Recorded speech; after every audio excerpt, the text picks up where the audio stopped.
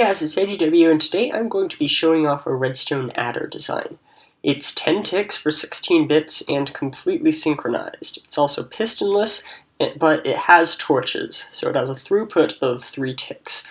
And those specs are pretty nice for a 16-bit adder. So for a quick demonstration, I actually have 2 addition problems in the inputs already. Because this is 16 bits long, we can actually have 2 addition problems in the inputs, and they won't interfere with each other because they're so far apart.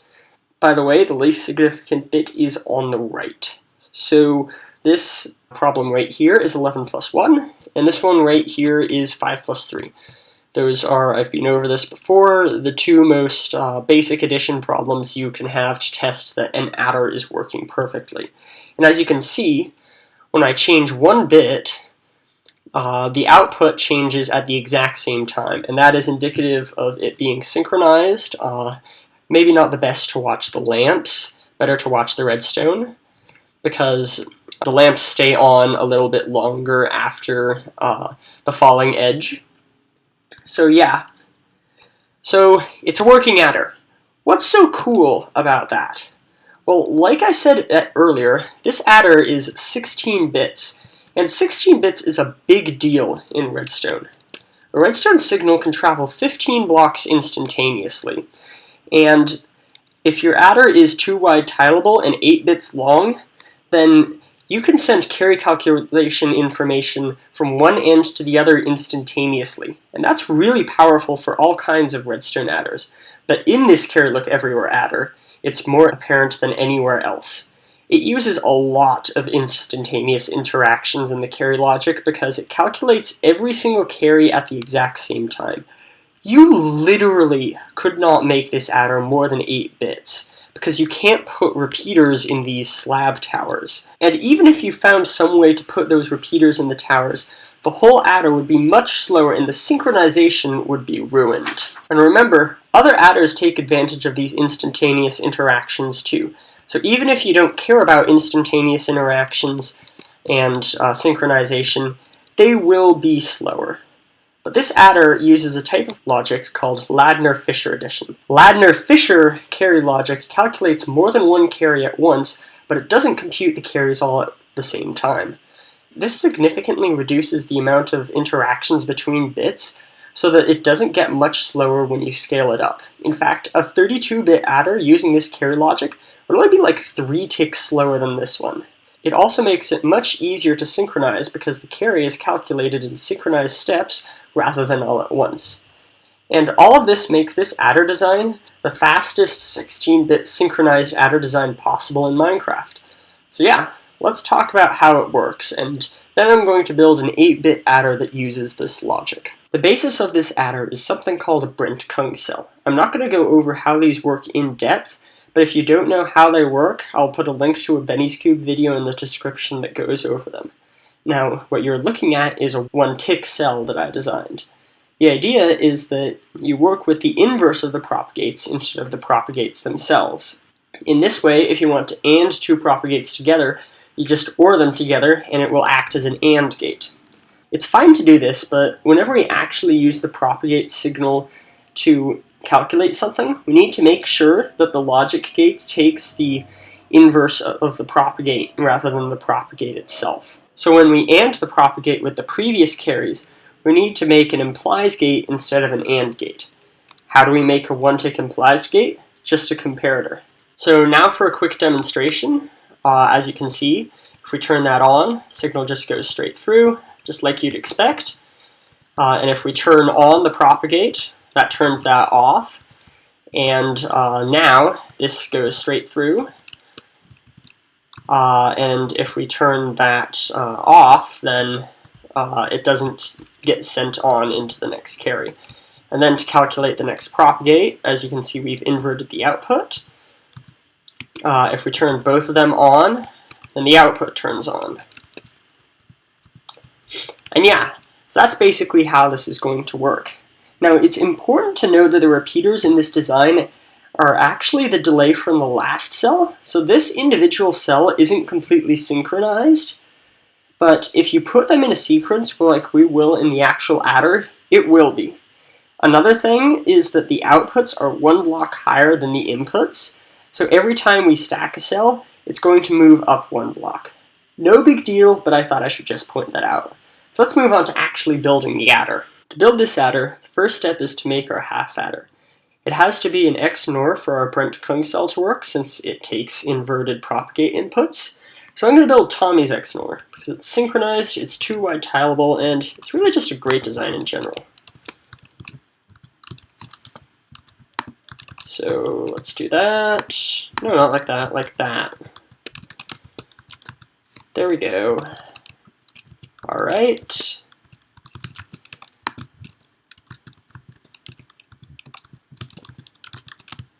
XNOR, and when we come down here, we'll have an AND.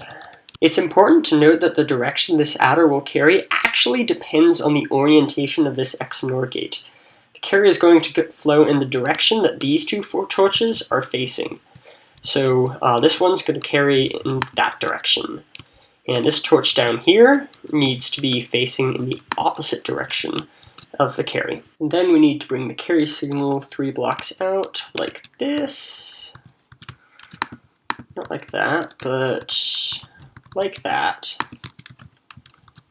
And we're going to do it on the other, I'm going to do it on the second one too.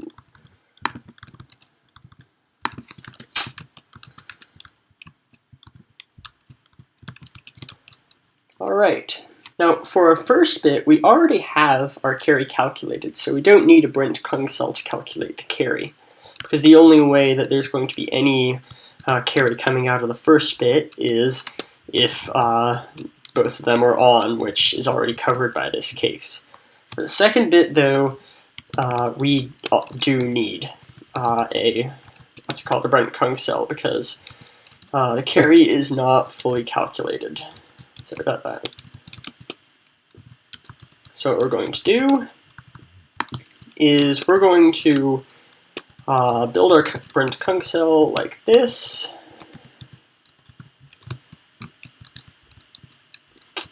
And yeah, so this bit right here, this is the implies gate. Basically, it's going to AND the carry out of here with this. And then the other thing we need to do is an OR gate. Now, for this bit, we're going to do things a little differently, because we actually need to make an instant OR gate for this specific bit. Now, the reason for this is, well, basically synchronization. We need to make sure that it takes 2 ticks to reach this torch, and it takes 2 ticks to get out of the first XNOR. So we need to make sure that when we get to the 3rd tick, or rather at that time equals 2 ticks, we need to make sure that the signal is arriving at the comparator. And if we add a repeater here or something, then that's not going to happen, because this signal is going to be 1 tick too late. So yeah, that's why we're not building a repeater there. It's kind of funny that we're not actually putting the repeater there because not putting the repeater there would be faster. We're putting it there because we need to synchronize it. But yeah, so now we have one Brent-Kung cell that allows us to calculate carries for the first 2 bits. Pretty cool. As you can see, if I actually add some levers onto these inputs,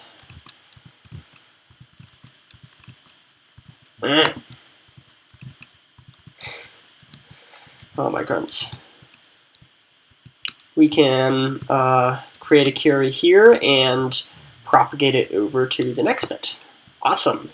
So this is literally working the exact way we want it to. Now, these 2 inputs right here, we don't actually need to continue doing anything with these 2 specific inputs. So in theory, we could even leave out the OR altogether for this bit and just not do anything with it. But there's 2 reasons that we don't want to do this. One of them we're going to talk about when we're done with the entire adder, And one of them we're going to talk about in a few seconds. And now we're going to do another thing that I'm not going to explain for a little bit. What we're going to do is we're going to take this little 2-bit setup, and we're going to stack it into every single other pair of bits. So now that we have our first 2 bits as carries calculated, we can move on to the 3rd bit. Since it has an incomplete carry, we're going to need another Brent-Kung cell. So let's just bring this wire out. And it's on the 4th one, right? Yeah, it is. I don't know why I was looking at that one, but yeah. Alright, sorry about that, just got interrupted. But yeah, another Brent-Kung cell. So now we're actually going to get to show off what this actually looks like. And we're going to find out why I put a half slab there in just a second. But for the moment, this is a mostly functional thing. The only thing we need to do now is we just need to make the OR this with the other input. But first, we should probably get this down to here. Should send these through too, because we want to have all the carries going along at the same time.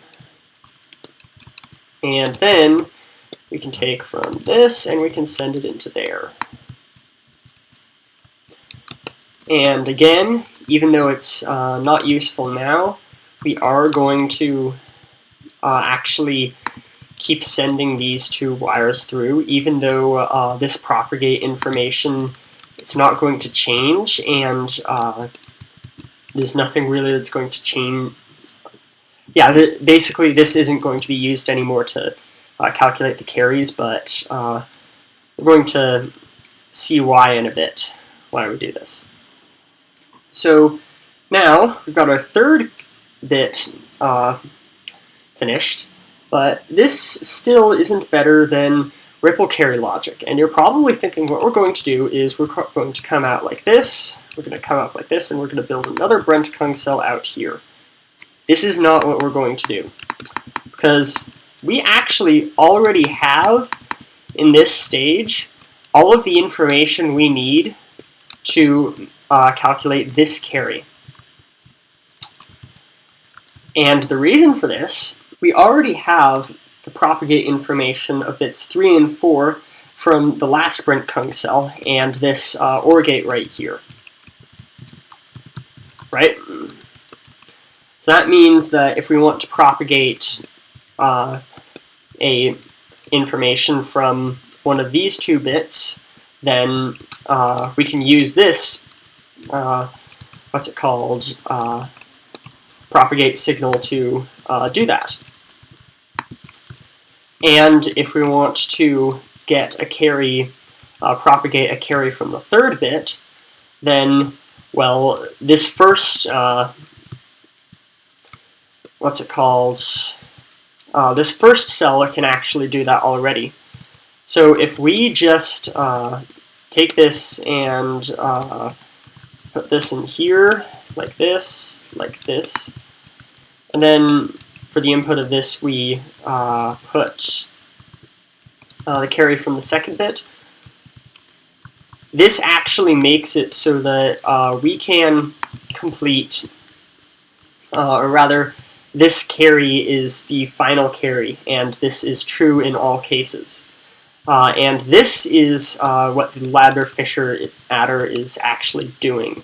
Maybe you can see the pattern here, but basically because we already calculated that, we can calculate this carry one segment earlier than we would have if we were using, what's it called, ripple carry logic. And maybe you're getting the pattern here.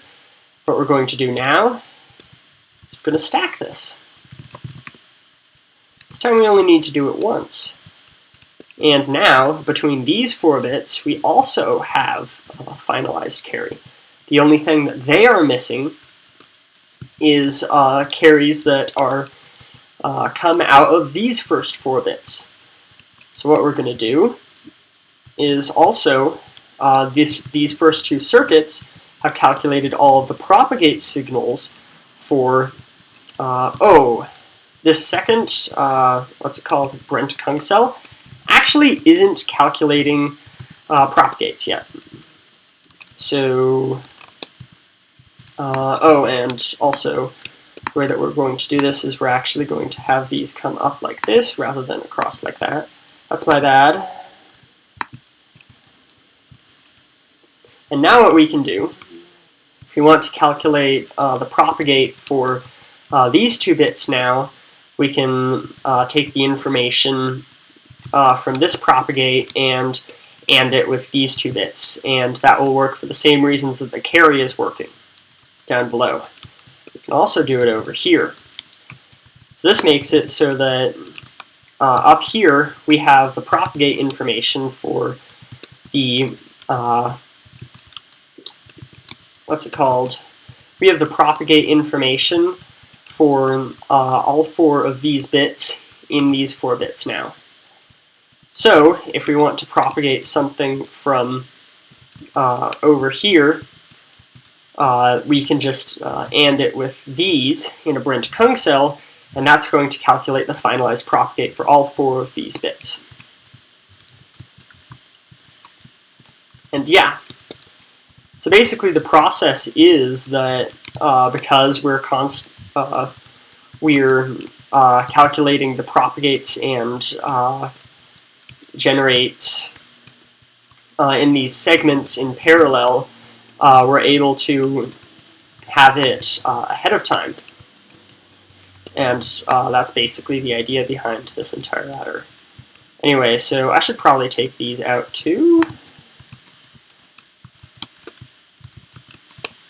And let's stack that. Stack 3. No, stack 3. And now, again, we can take this back from here and take this up like this.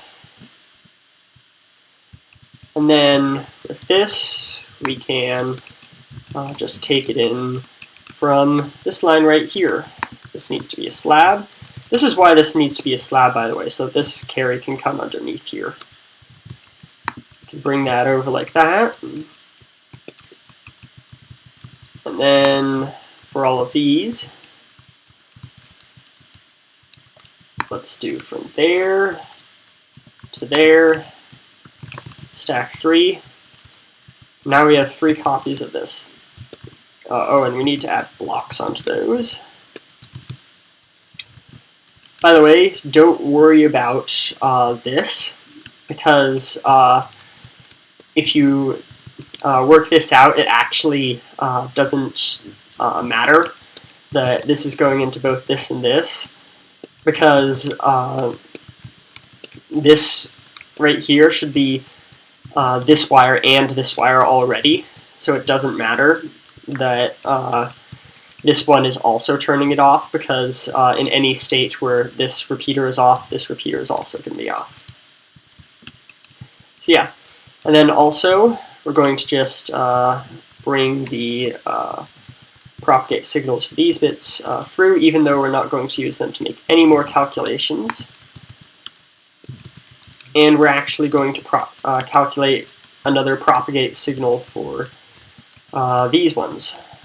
We actually only need 3 repeaters to do this. And then we can do like this. And then that shouldn't be there. That should be there though. Now these are complete propagates. And on the bottom, we have complete carries. And this is the carry logic actually complete right here. So in a second, once I finish this, we're going to talk about why we brought these, the other reason that we wanted to, ooh, I never explained that. The original reason that we wanted to actually bring these carries through is so that for like these 2 bits, we have the propagate information that we need to send into the next bit already up here. So yeah, that's just why we have that.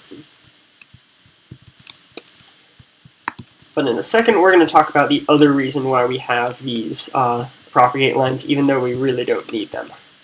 And I think suffice to say we are done. Oh no, there's one little thing that I was just about forgetting.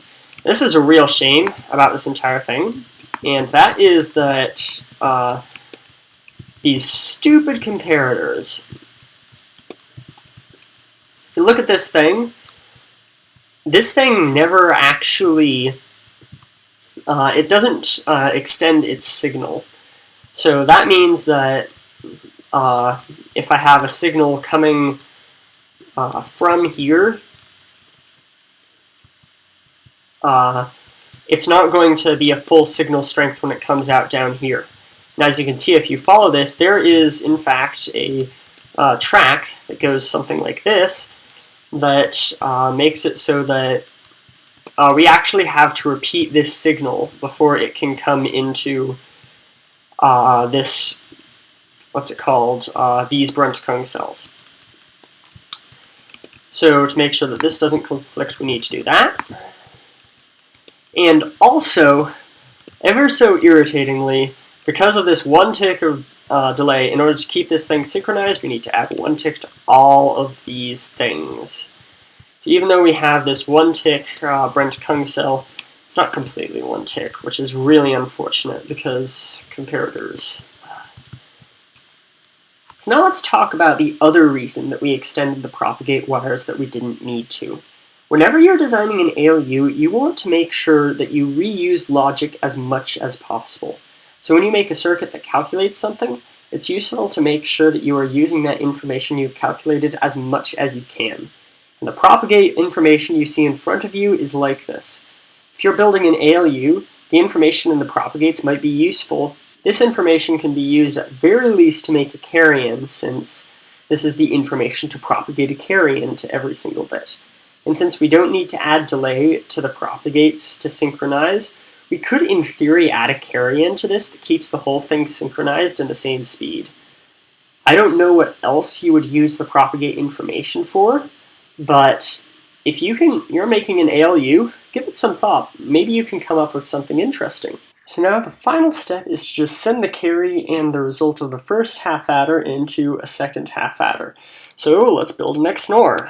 We can use the same design as before because, again, it's synchronized, and part of the point of building this is to make a synchronized adder. You should probably be using instant carry adders if you don't want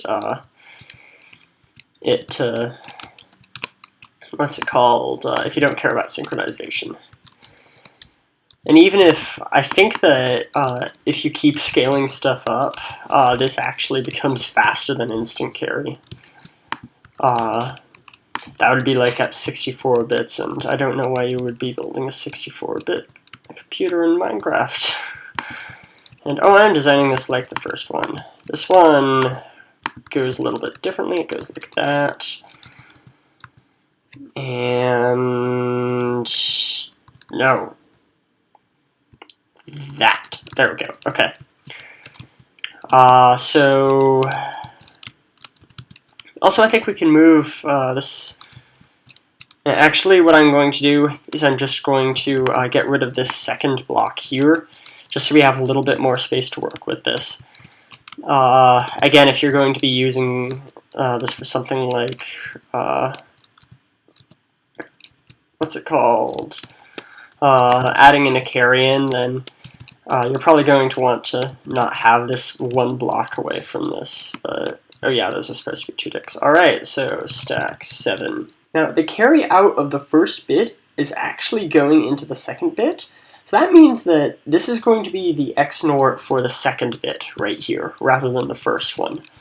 And if we come back here, because our next step is going to be actually stringing these in to the inputs. What we're going to, no, we don't want to do that. What we do want to do, though, is that this wire right here is going to have to come into this half adder. And, ooh, I shouldn't have stacked this 7 times. Because that's a 7th bit, so this would be the 9th bit up here. And this right here is the carry out. let's just get that. That's our carry out. And then our output for this bit, we're going to have to build another Tommy's XNOR.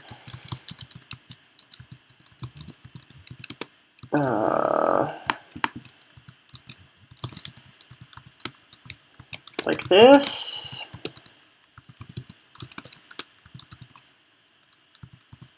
Oh yeah, I got that on the first try. I didn't think I was going to. Oh, and I don't need any of those. So yeah, this is the bit 0. So now what we need to do is we're going to need to take these outputs of the first half adder, and we're going to need to move them so that they're in the proper position. So I'm going to start doing this by just putting redstone on top of all of these and moving them up sort of like I did on that first bit. So we can add this like this. And I'm actually going to stack 15, not 15. I'm thinking like this is a 16-bit thing when it's not. So we're going to select this entire area, copy, and then we can paste it here. And then we can move it up a bit more. And then just so that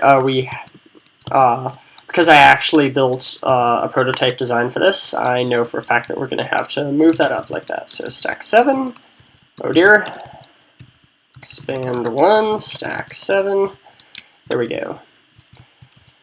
So now we're also going to need to, I still have that copied, so I think I can just paste this up here.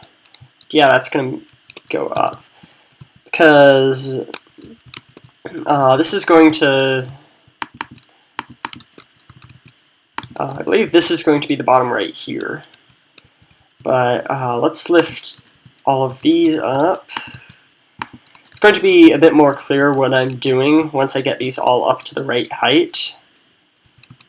So yeah, 2, stack 7.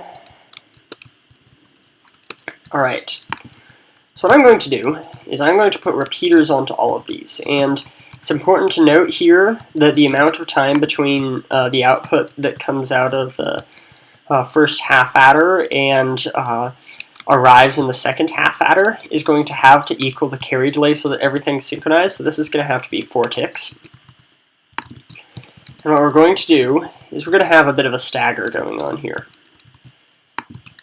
So for this one, what we're going to do is we're going to bring it up once and twice. And then we're going to have it come down like this. And the reason we bring it up twice is that, it has to do with when I stack this. It's going to become more obvious when I do that, so I'm just going to build this one first. So like this needs to come down 1, 2 also.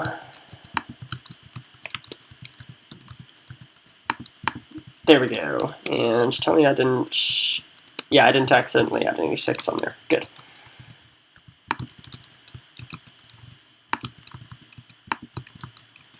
Maybe this isn't the smallest design for this, but this design works, so we're going to go with it. So then the other thing is that I'm actually going to do this like this, just so that I can stack this.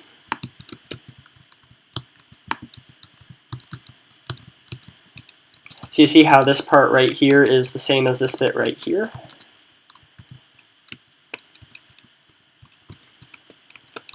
And then those 4 bits, or those 4 parts are the same. So I'm going to go from here to, I think, yeah, down here. And, ooh, I might have to rebuild these.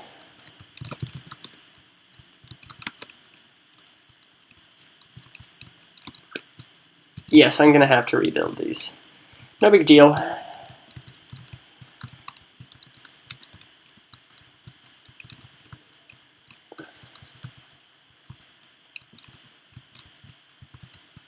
And then all this up here can be 4 ticks.